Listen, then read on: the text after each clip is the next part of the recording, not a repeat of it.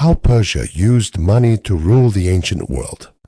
Before Wall Street existed, before Rome dreamed of an empire, before the idea of a global economy even had a name, there was a power that understood something the world hadn't fully articulated yet. You don't control an empire by force alone. You control it through the quiet, invisible architecture of money. And the Ecumenic Persians didn't just understand this truth. They built it from the ground up, turning finance into a weapon more durable than any sword. Welcome to the Financial Historian, where money, power, and history collide, and nothing is ever as simple as it looks. When most people imagine ancient Persia, they think of armies, palaces, or the sheer physical scale of an empire that stretched from the Aegean Sea to the edge of India. But beneath that spectacle was the real machine, a financial system so sophisticated that modern governments still operate on the same blueprint. Taxes, standardized currency, administrative districts, sovereign wealth reserves. We treat these as natural features of the modern world. But they weren't invented by the Greeks, or by the Romans, or even by the Chinese. The first fully integrated imperial financial system came from the Persians, and it began with a problem so vast that it would have broken almost any ruler.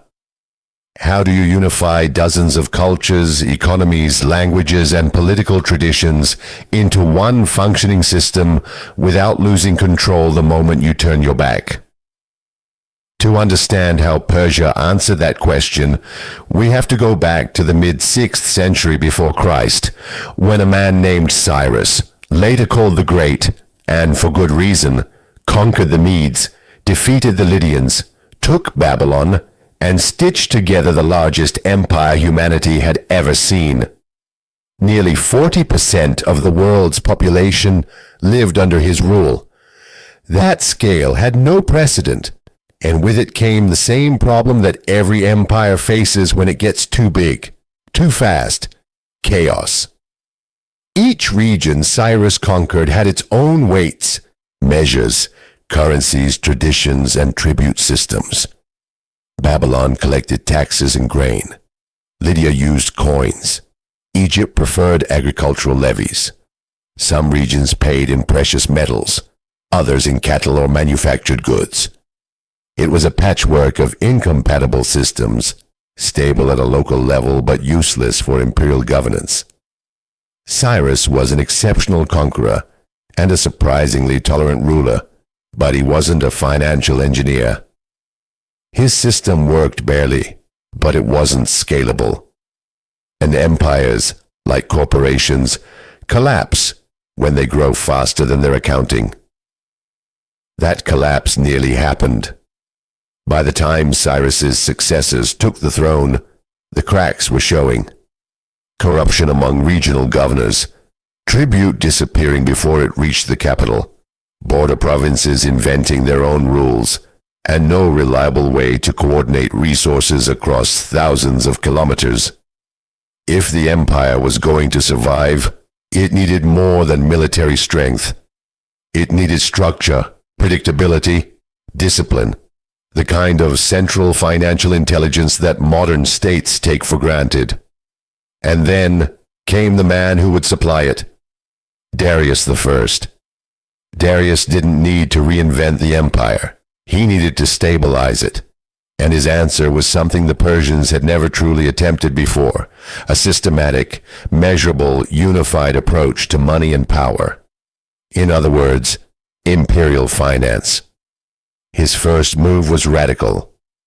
He reorganized the entire empire into administrative districts called satrapies. This wasn't new in principle.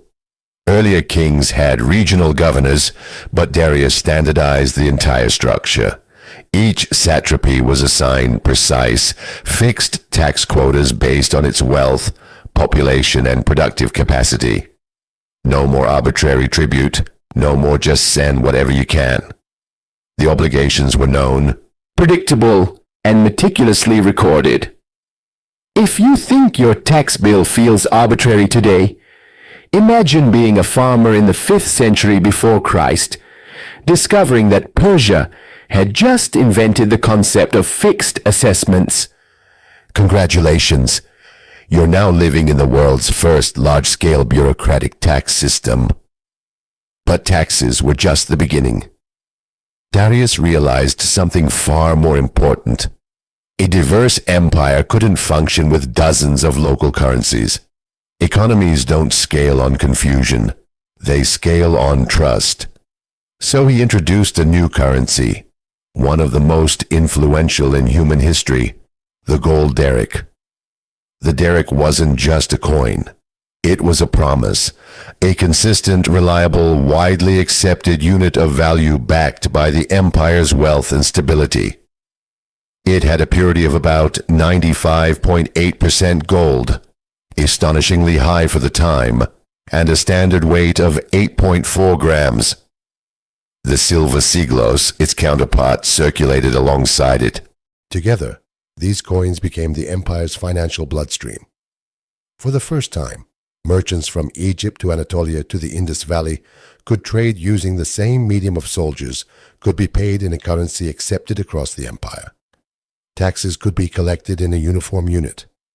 And with standardization came something transformative: liquidity. The Daric was so trusted that even the Greeks, who would later fight bitterly against Persia, adopted it in trade.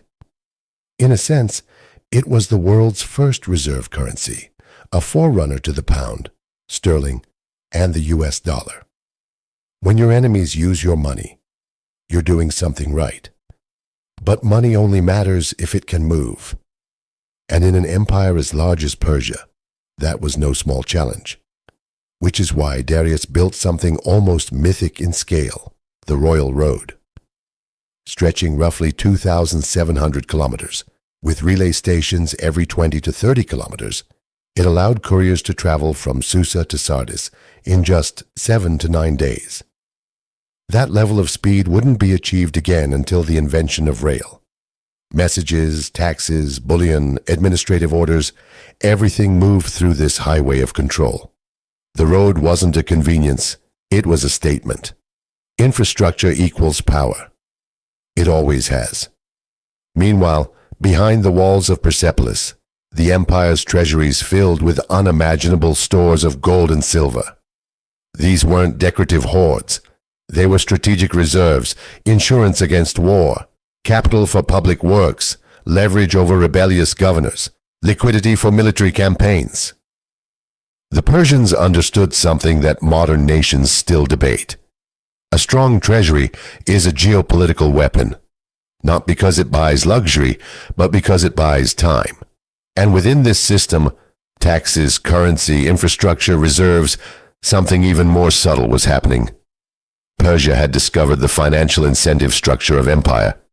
Satraps were rewarded for loyalty and punished for corruption. Local elites received loans or subsidies to keep regions stable. Temple economies were integrated into state finance. The empire didn't rule by crushing differences. It ruled by harmonizing them. A multicultural empire held together by spreadsheets instead of swords.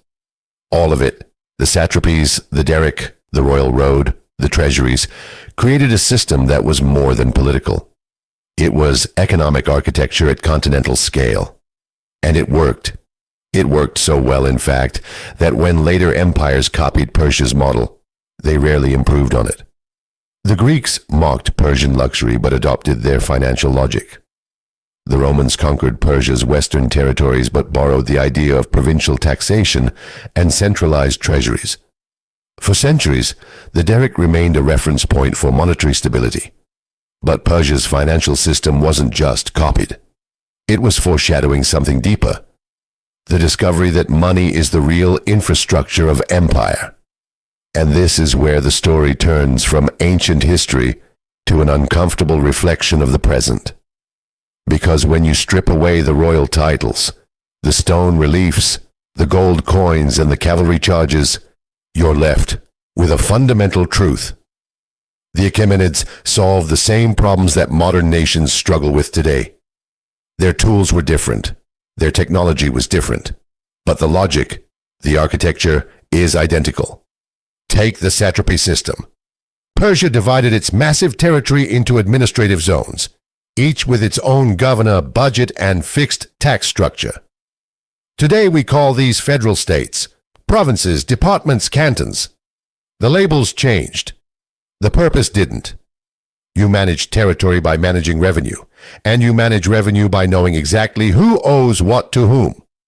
Or look at the Daric, a stable, standardized, widely accepted unit of value circulating across multiple cultures and markets. What do we call that today? A reserve currency. The British pound played this role in the 19th century. The US dollar plays it now. Nations don't adopt your currency because they like you. They adopt it because they trust its stability more than their own. And while the Persians never framed it as soft power, that's exactly what it was. A gold coin that could move armies, shape alliances, or collapse local economies simply by existing. Even the Royal Road has its modern equivalent, except now the highways are digital. Fiber optic cables, shipping lanes, satellite systems, undersea data pipelines. Whoever controls the movement of information and goods controls global power. China knows this. The United States knows this. Persia understood it 2,500 years ago. Then there's the Treasury. Not a ceremonial vault, but a strategic reserve of wealth designed to absorb shocks, fund emergencies, and stabilize the political order.